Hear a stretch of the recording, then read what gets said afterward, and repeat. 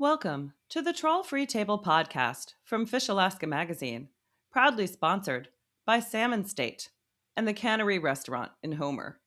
I'm Melissa Norris, publisher of Fish Alaska and Hunt Alaska magazines. I'm joined today by my co-host, David Bays, the force behind the Stop Alaskan Trawler Bycatch Facebook group. This series expands on our magazine column, The Trawl Free Table, an effort to inform and spark honest dialogue about how industrial trawling affects Alaska's fisheries, communities, and ecosystems.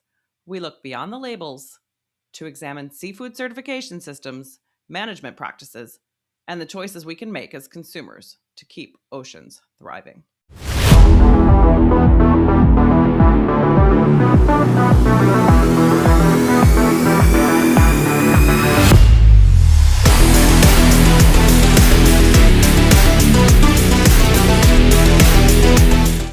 We have Mike Cronk, Senator Mike Cronk, and he has Senate Bill 161 out there. And so Mike's here today to tell us a lot about that and start at the top. So do you want to kind of run us through what this bill states, Mike? Yes. So basically, this issue's been alive for quite a while. Right? We've watched the mice of the Yukon salmon, and other salmon across the state. But I think the most concerning thing about the trawl is the bycatch, right? And we're seeing conditions in the ocean that are changing, and while we don't control those, there's levers that we do control, and one is something like trawling or the amount of hatchery fish that we dump into the ocean that compete with our wild fish. And so basically we're looking at how do we make a statement? How do we show the state, the rest of the country, wherever you want to look at, is that we're trying everything we can to rebuild some runs, and acknowledge there's issues in the ocean, and we're willing to pull the levers that we do control. And for us, we do control the state waters, as a state from, out to 3 miles. And so this bill basically addresses that, that to stop trawling within that 3 mile zone, because that's really all the tools we have right now as a state, or as a, for me as a senator representing my district.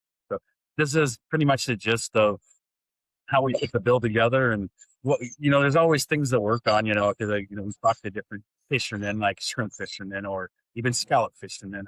We understand that we don't want to put people, livelihoods out of business, but it's the utter waste of fish that is concerning, and we're watching this happen all over the place. So pretty much that was the turn of the bill, and we definitely want our salmon back. We were watching cultures disappear basically in front of our eyes, and that's just not acceptable for, I think, most people to watch.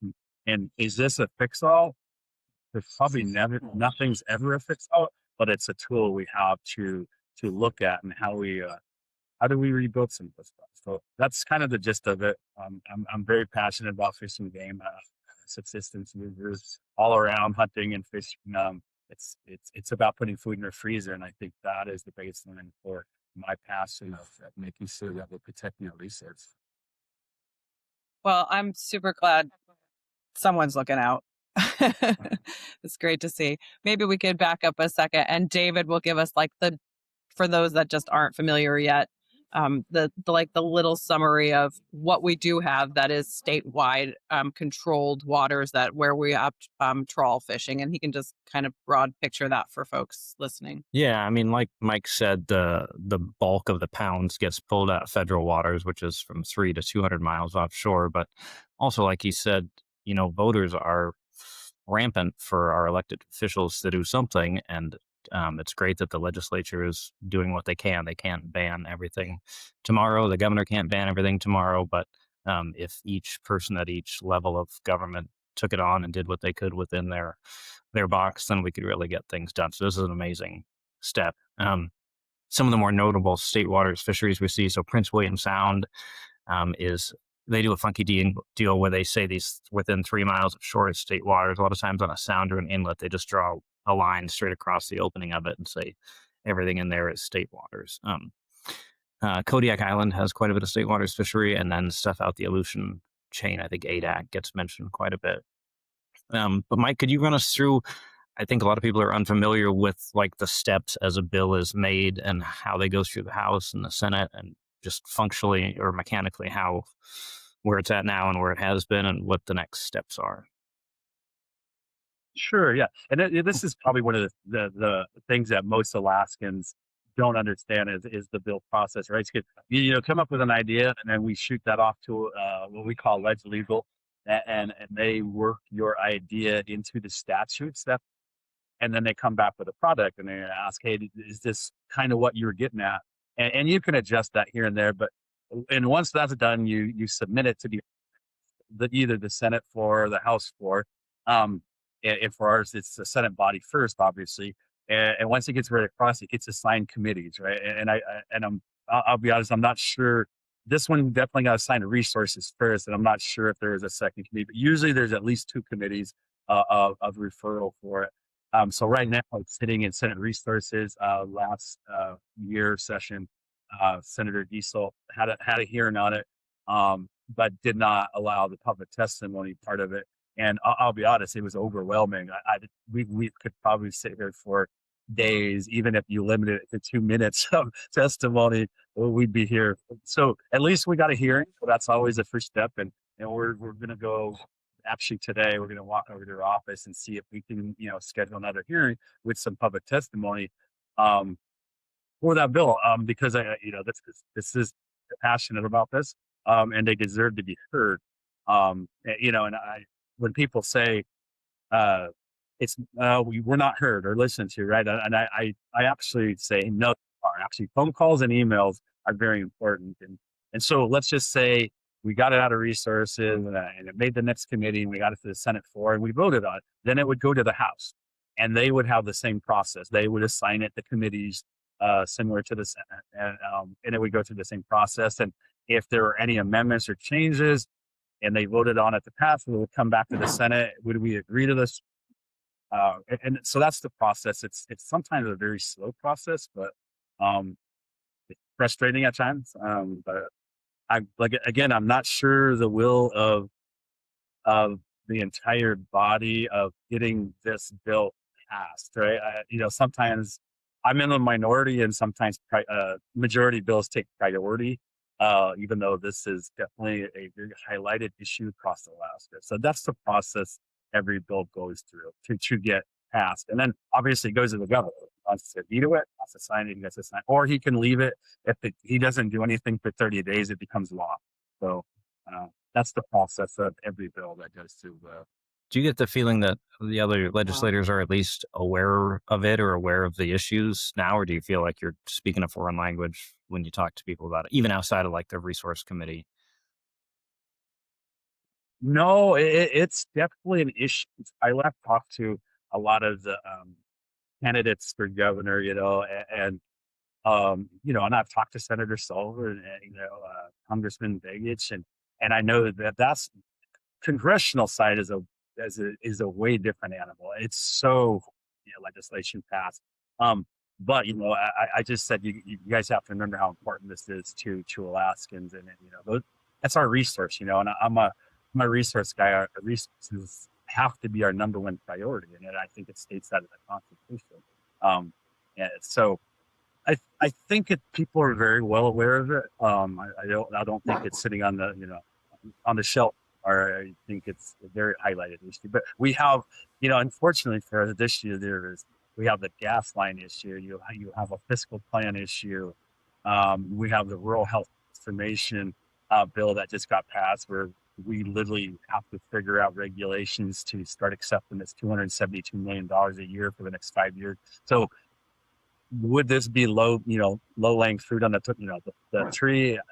I hope not. I hope it could get the same sort of response that it needs, and it deserves. We deserve to have this conversation. Alaskans want this, and we need to be heard. Yeah, I would venture to say it's as pressing as all the other issues you have to deal with, because it's long overdue. It is no different than fiscal plan, the longer you wait, I always say, a few bucks today is millions tomorrow. And this is, this is like resource, the sooner we can start addressing some of these, the sooner we protect our resource. Yeah, could you just give us the synopsis and like the bullet points that it hits? And I think there's dates in there for timelines.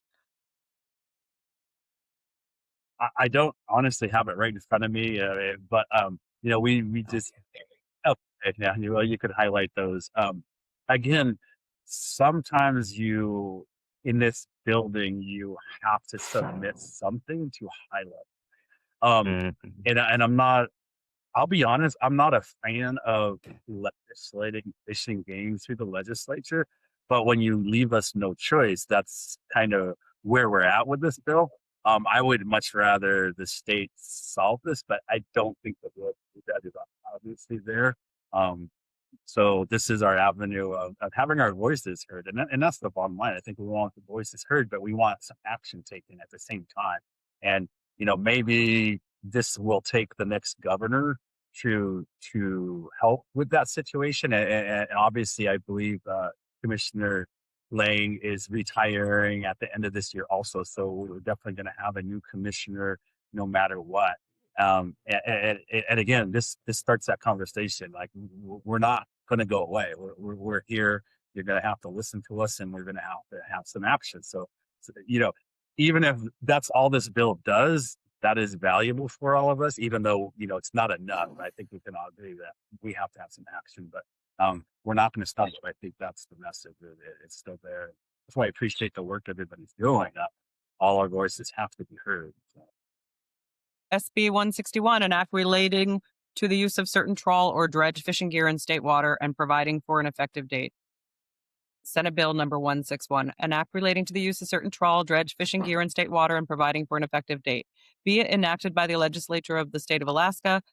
Section 1, AS 16.10 is amended by adding a new section to read, use of trawl or dredge fishing gear. A person may not use, employ, or operate any trawl or dredge fishing gear that makes substantial bottom contact with the seafloor while in use, as determined by the department in the water of the state. The uncodified law of the state of Alaska is amended by adding a new section to read, study and report on the effects of bottom trawling and on the condition of the seafloor. The Department of Fish and Game shall conduct a comprehensive study of the health of seafloor ecosystems and fish habitat in state water. The department shall submit a report on the results of the department's study under this section to the Senate Secretary and the Chief Clerk of the House of Representatives on or before January 1, 2027, and notify the legislature that the report is available. The report must include information as to how the state's fishery resource and seafloor marine ecosystems have been and may continue to be affected by the use of trawl or dredge fishing gear that makes substantial bottom contact with the seafloor while in use, to the extent available. The quantities of fishery resources taken as bycatch by fishers using trawl or dredge fishing gear that make substantial bottom contact with the seafloor while in use, including the number of fish of each species taken over the last 10 years, and recommendations as to whether the use of trawl or dredge fishing gear that makes substantial bottom contact with the seafloor while in use should be prohibited or otherwise limited for A, the maximum benefit of the state's people, and B, the sustained yield of the state's fishery resource. Section 1 of this act takes effect January 1, 2028. Section 4, except as provided in Section 3 of this act takes effect immediately. So that's the gist. And so that the reporting and of the effects on bottom trawling through ADF&G, can you tell us a little bit about what the intent is there? Yeah, I think all of us want to know how in the world trawling your dragon nets across the bottoms is affected. I kind of refer to, if this was on ground above land, people would really lose their minds about the destruction, right? So, and this is really interesting because I try to be a student of everything, but back in the day, just around Kodiak, you could literally go out from the airport and catch king crab. What's going on? We don't have any, but what was it? When this wasn't, within the 3 mile range, that trawlers caught the about 2,000 king salmon and shut down the whole thing. But we can't say that, basically we're saying that, yeah, it's a lot smaller issue within the 3 mile range, but it's still very impactful. And if you're down there dredging at the bottom and basically killing an ecosystem that everything depends on, I don't think that's very good practice. And our job is to protect the resource. Number one, it has to be. That's our job, right? And I'm very resource driven, and we can't be doing that. I understand there's places like people do scallop fish, and okay, we get that. We're good. We don't want to, but if you're just doing this all over the place and really harming, the bottom of the ocean, we're going to have problems, right? And I think that's the base. Again, things are changing in the ocean. We can't control those changes, but we have to be very aware of what's going on and pulling those levers when we realize, hey, this is causing damage and it's hurting our ecosystem. We gotta stop. So, like I said, it's a shot at highlighting the importance of what we're all advocating for. So if this is where we start. We got to start somewhere. Do you have the support of your peers around you? Some others, maybe? There's quite a few people that are on board also, right? I don't know how well it's split. Obviously some of our fishing, people would push it back against it. Rightfully so. That's what they've grown up watching, and it's part of their economy. But I'm not money doesn't buy everything, right? You can't let money literally destroy resources where we can never recover it literally, it's frustrating to see how some of these systems were set up, especially like the CDQ system and stuff. And I honestly believe, I'm not a tinfoil hat person, but sometimes back in history, I'm like, was this set up for a reason? Was there a purpose to set it up this way to watch the vision that we have of this kind of thing? So again, I'm not tinfoil hat, but you have to look back at history and say, this makes me wonder, because now you have money in place, and hey, if this goes away, now all this money goes away, and we don't help these communities and stuff like that. I don't think anybody wants to hurt people economically, and we would love solutions, but I think we may be solutioned out when it comes to the situation. The resource has to be number one. I think what has really drawn people to this, even from the outside or outside of Alaska or within Alaska, is how bipartisan it is. I mean, there's one take on it is that it's an environmental issue, which is typically Democrat, but the conservation and sustainability and like hunter and fishermen, like the Alaska Outdoor Council, taking it on, and you and I, everybody in this chat wants to kill fish realistically, but we want our kids to be able to do it too, and we don't want to destroy the habitat or fish food in the process. And I think that's what has allowed it to really take off. I mean, Alaska immediately has this fear of like Greenpeace or Sea Shepherd that wants to come in and take it over. And you'll hear people say, well, we should have them take it on. But I think that's the wrong take. I think it has to be grassroots, and I think it has to be hunters and fishermen that do it, because we're trying to weave a perfect little needle and walk a line. We don't want to lose all fisheries. We don't want to lose hunting, but we want to keep them around, type thing, which makes it really unique. So. Yeah, I agree, right? I'm that eternal optimist that at some point I want a leader that is willing to bring everybody to the table and bring all the solutions to the table, and let's literally talk about these and then act on it. How do we do this best? Again, none of us want to see our resources just depleted so bad that they can't recover from it. And we know sometimes it takes a long time to recover. And for me, I'm passionate about the Yukon River, and I believe there's a lot of other factors involved. There's no one, bullet out there that's caused all the combination of things. But again, what do we control that can help, rebuild different things, and it's not just trawl. It could be longline. It could be literally, there's conditions out there. There's lots more predators in the ocean. These are all facts, right? And they all combine to put us in the situation we are. But when you're doing that much biomass and then wasting, so much fish.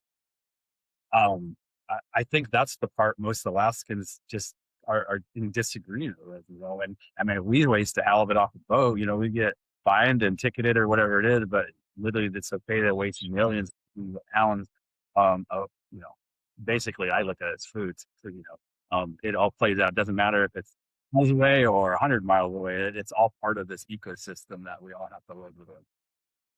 What do you see as like steps forward from today or from the day this episode comes out, or if like Alaskans want to engage in this and help it through the Senate and the House? Are there avenues for that? Or are there like defined roadblocks that people could address, or what like greases these wheels essentially? No, first, we're obviously going to go chat with Senator Diesel. She controls the resources. And I haven't talked to her. I don't know her stand on it. I don't know if she supports it or doesn't support it. I try not to, like, I kind of respect everybody's opinions and how they think. I know people live in different places and stuff like that. But I think the next step would be, I mean, obviously, I'll just be honest. I'm pretty brutally honest with people that if we can't get another hearing and we just basically inundate our office with phone calls and emails, I mean, I'd love to have a stack of 15,000 emails sitting on my desk. This Alaskans, everyday Alaskans calling it, we want to be heard, right? And that's powerful. It's really powerful down here. It's hard to ignore. So that would be what I suggest is our next step is putting pressure that way. Yeah. It's not pressuring people to do something. It's just highlighting Alaskans care. This is a topic you're passionate about and we care about and we want to be heard. So that's the message. I think a big frustration across the entire trawl issue is that I think we see it in NPFMC and state and feds is that people get their hackles up when we even want to have the conversation about it or ask the questions. It's that they're blocking off the conversation or saying you can't ask that question or we're not going to entertain it. And I worry that happens here a little bit too, that like, well, let's have the conversation and maybe it makes more trawl limits. Maybe they can catch more fish after we've had this conversation, but we have to have it. We can't just have 700,000 people living in the dark on this. What, okay. Who would we contact in the House? So say that it got through the Senate. Does it end up in the Fisheries Committee in the House? Would that be phase 2? Representative McCabe has the companion bill in the House. So Representative McCabe is a big supporter, but he has that companion bill. I'll be honest, I would almost assume it's in resources as the first committee of, referral.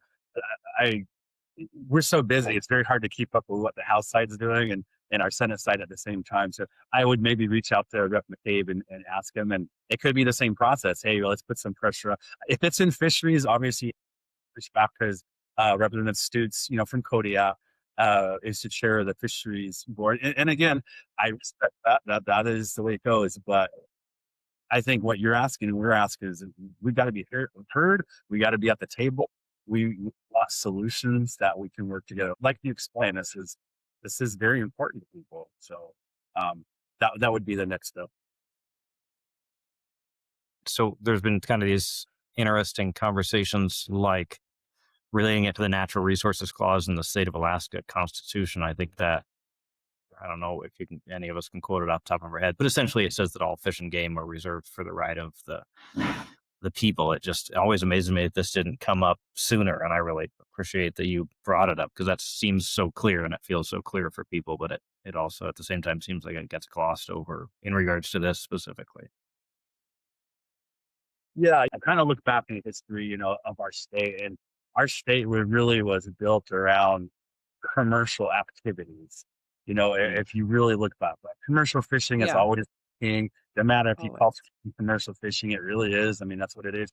And I'm a firm believer in the individual right. It has to be first. Whether you want to call it subsistence or hunting and gathering, it doesn't matter how you want to frame it. I believe the individual Alaskan must be the first priority of all resources in the state. And I would love to get back to that day where we are priority number one. Again, we don't want to I want everybody to make a living.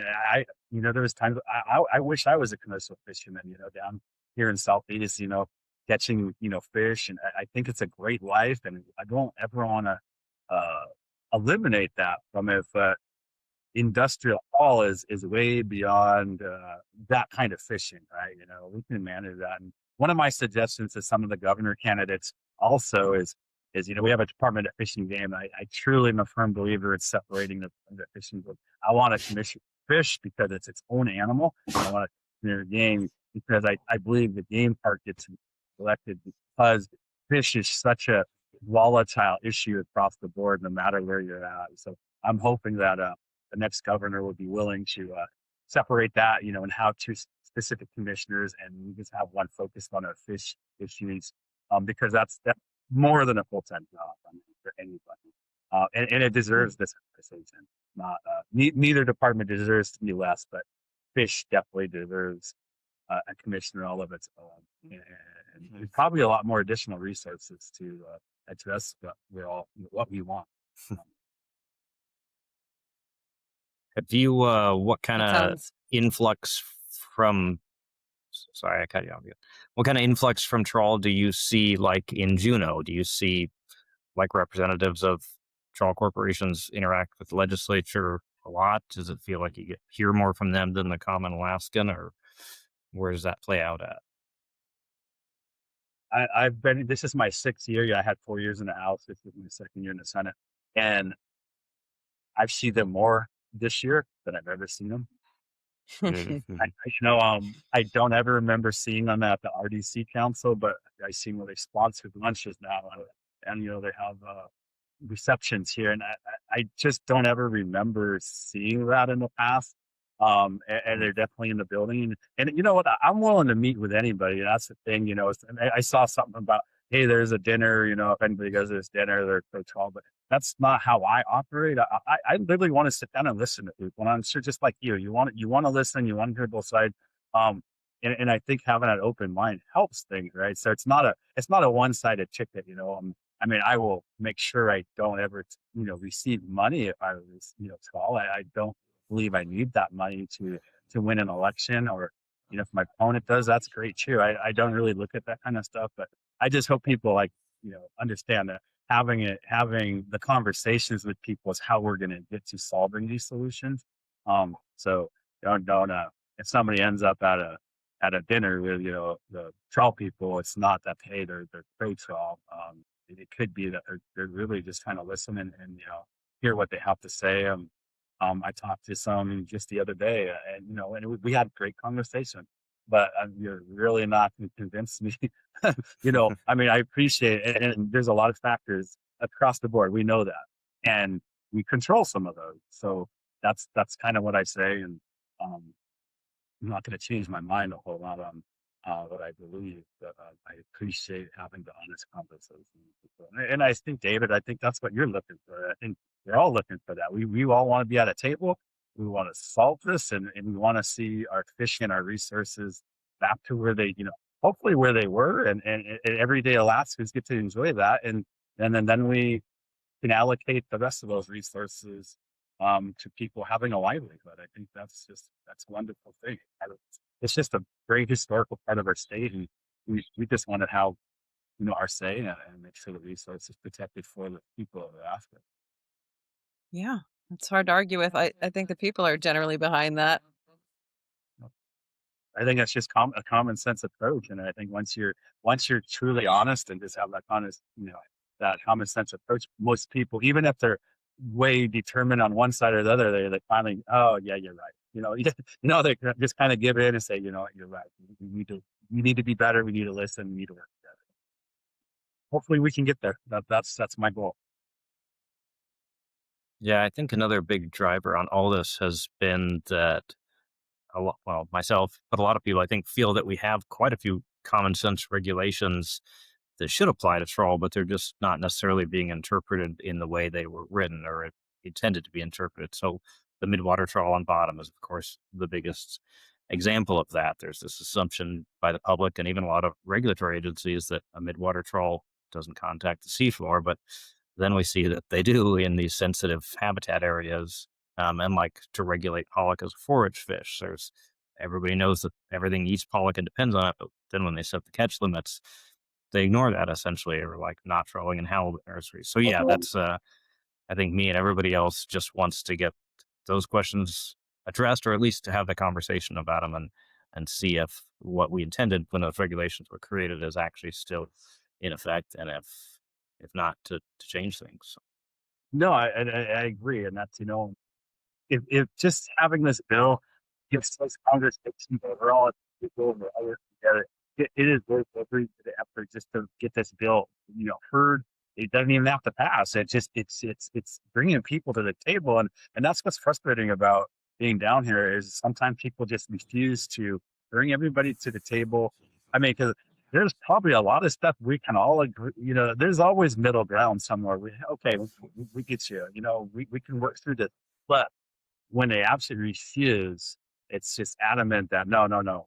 And that's where we have the problem, So I appreciate you guys, willingness to want to have those conversations. And, my job, wherever, whatever I'm doing is to, facilitate that. Let's sit down as Alaskans and I want Alaskans taking care of Alaskans. I don't want outside people telling us what to do and how to manage that. That is just not acceptable to me. We love our state. This is our state. We want to be the only say in what happens. So again, that's my goal is that how do we get there, right? Just keep working.